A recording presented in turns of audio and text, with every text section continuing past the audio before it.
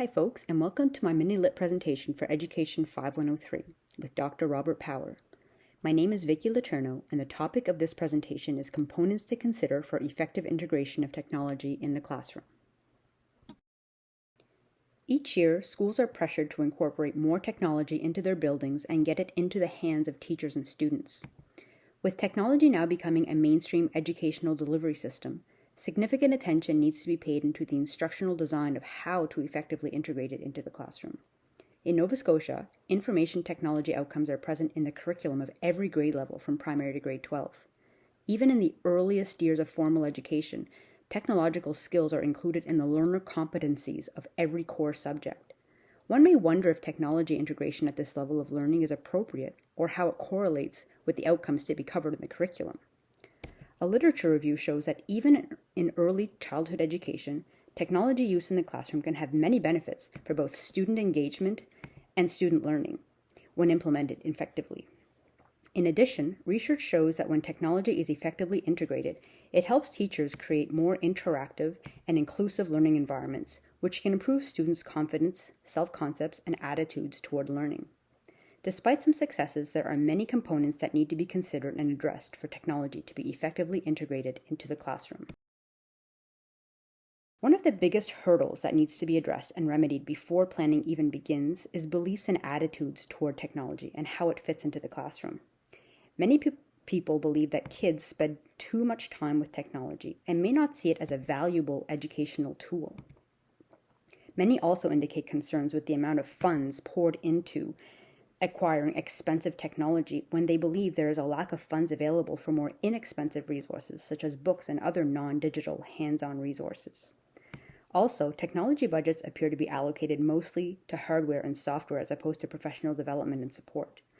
Priority seems to be getting the technology into the schools with no regard for how it will be used or managed.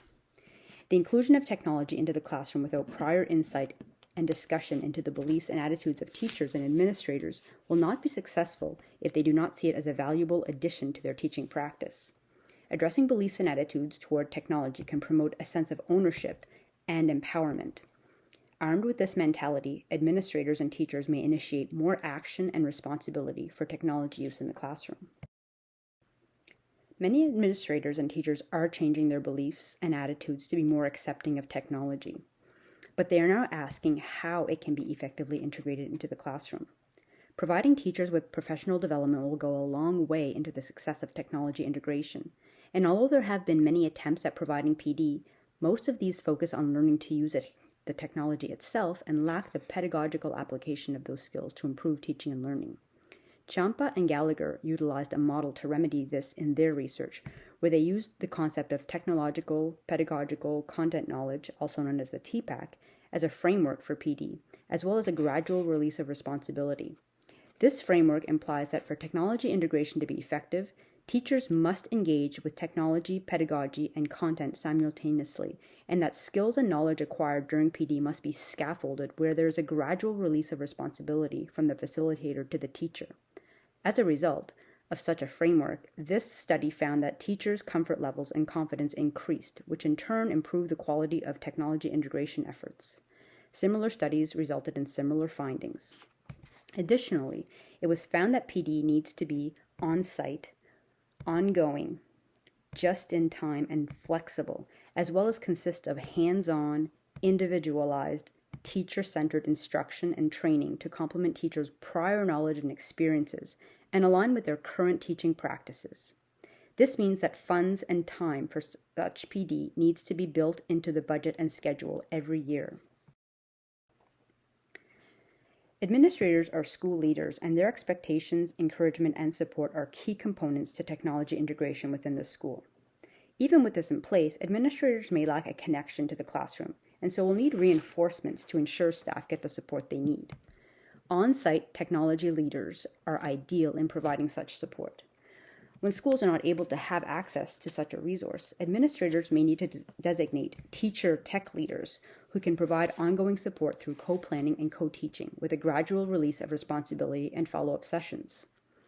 Additionally, administrators need to encourage a culture of collaboration among staff, where teachers feel comfortable and willing to share with colleagues, as well as be accepting of advice and new approaches. This may also include allowing students to be part of the technology integration process, which will make the process more relevant and effective, and also support student engagement and empowerment. Another important component to take into consideration is time. Time is something everyone seems to be lacking these days, and this certainly holds true for teachers trying to plan and integrate new approaches and methods into their practice. If the expectation is for technology integration to become the norm, then teachers need scheduled time built into this process. Time to reflect and perhaps alter their attitudes and beliefs regarding the use of technology in the classroom. Time to learn and develop skills that will enable them to plan for effective technology integration. Time for collaboration amongst colleagues to share ideas, knowledge, and skills. Time for consultation and support from technology leaders. And time to just explore and play with technology. Change takes time. Time well spent will be invaluable in supporting teachers to improve their knowledge and skills for effective technology integration. 4 components were discussed: beliefs and attitudes, professional development, support, and time.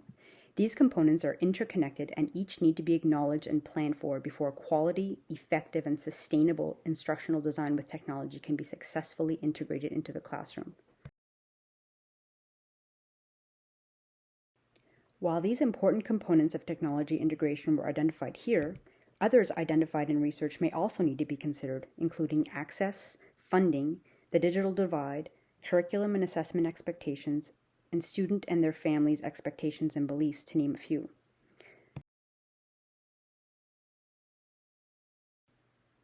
Also, most of the research found was somewhat dated and focused almost exclusively on upper grades, which indicates a gap in the literature and a need for new and further research to include the critical years of early childhood education. Thank you.